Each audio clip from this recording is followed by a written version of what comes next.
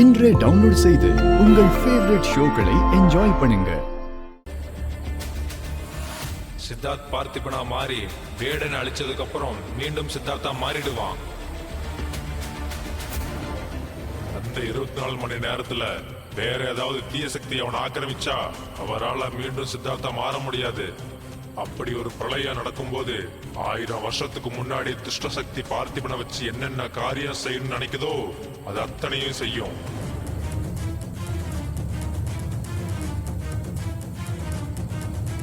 இந்த 40வது பௌர்ணமிக்குள்ள ராணியோட வயிற்றுக்குள்ள இருக்கிற தசவதானி குழந்தை பிறந்துடும்.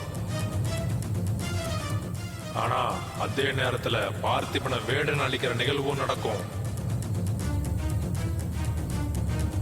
இந்த ரெண்டும் ஒரே நேரத்துல நடக்கும் போது ராணி, சித்தார்த் அவங்களுக்கு பிறக்க போற குழந்தை, இந்த 3 பேர்ல ஒருத்தவங்களோட உயிர் போக போறதுதான் இந்த பிரபஞ்சத்தோட விதி.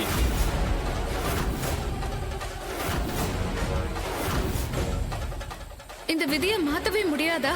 இந்த பிரபஞ்சத்தோட விதியை மதியால வேணா மாத்தலாம், ஆனா அந்த சூட்சமத்தை நீங்க தான் தேடி கண்டுபிடிக்கணும்.